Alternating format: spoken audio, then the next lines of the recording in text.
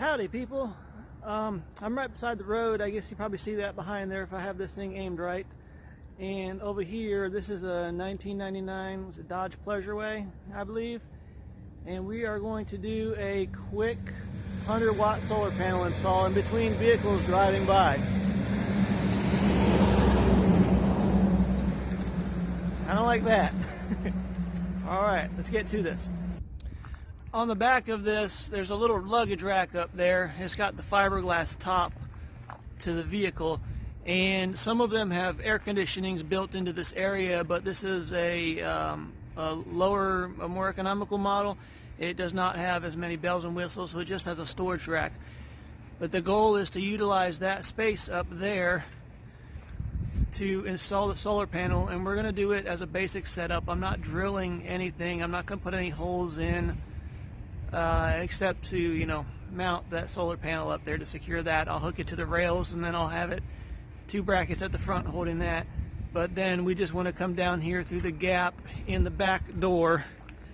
That is the plan, and then that'll go from there. So it's, if the owner decides that they want a full install, I can put a roof port and run the wires to the roof and do all that stuff. But this is just a cheap panel.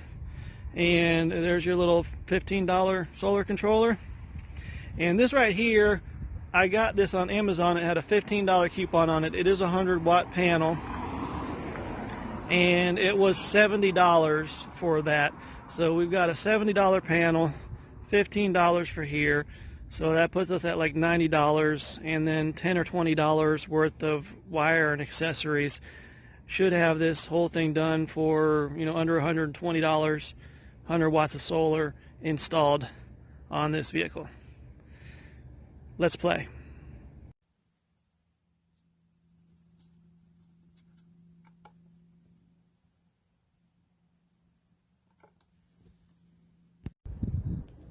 Okay, I think I'm at a good stopping point. We will take a walk through the system, and I will show you where I'm at and what I have done. Let's go. You see the panel is on the roof. We come back here, there's the luggage rack that was existing. This actually isn't mounted yet, it is just sitting here. It will have 2 brackets at the front, and then it will have clips that tie into this rail at the back.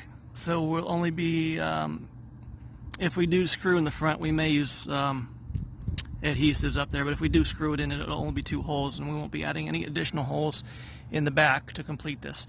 But you see your wires come through here, and I've just got this running around here. I'll put that in something and secure it at some point, but this essentially is a temporary setup to make sure that the person actually wants this. So we're not going to do any drilling or making any permanent holes in anything at this point. But the wires, there's your MC4s there, and we are running down here. And these wires come into the back. This has a swing door. Come around here. We have a big swing door on the back. And these wires are just going in here and tucking in. You probably can't see that, but they're tucking in behind the window. Has a track. We've put it behind the window in the track, and then we've come across, you can see the wires there just a little bit, and those wires tuck up under behind the curtain so they're not visible. And then when we get across to the other side, you can see the wires coming down over here. Let's go inside and look at the rest of this. There we are at the back corner. Come back to the curtains, and we're here.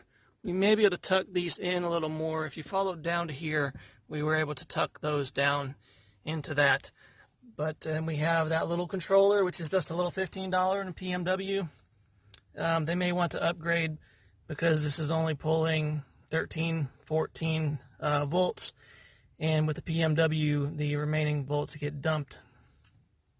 If it was an MPPT, it would convert that extra voltage into amperage and charge the battery quicker, but that's not what this is. This is just a quick and easy, very, very cheap system.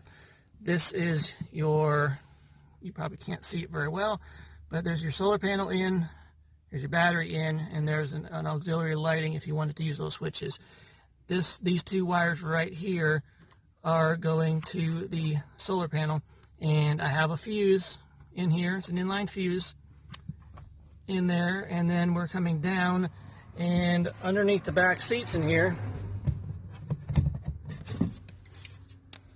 is where there's a battery, and this is a marine battery, not the best. I'd recommend lithium for anybody doing this if you have the money, but if you don't, you buy the best you can buy, and that's just how that is. But I have our wires running through, and that's the green is the ground and the red is the hot. I used the green because it's what I had. I had a bunch of that on hand, but the red is consistent from the panels to the charger, or from the panels to the controller to the battery. The red is positive all the way through, and if this is my positive terminal, and if you look, you'll see I've also put another fuse, another inline fuse there. So I have a fuse from the battery, and I have a fuse from the panels, and then there's our green, which is our negative, going to the negative terminal. And there again, this goes back up into our controller. And this is not a permanent setup, it's just sitting here. It's kind of stuck on that little edge right there. It's not a permanent setup. It is just here to see if it's enough, if it's sufficient, if it works for this person's needs. And on this this controller, you can set your voltage. You have some different options in here, which I'm not really going into. There are enough of these online, you can look that up. But it also provides two USBs here. They won't give you a fast charge. They'll slow charge a device, but you know, with cell phones and everything else, getting these fast chargers and high input for charging, this is not.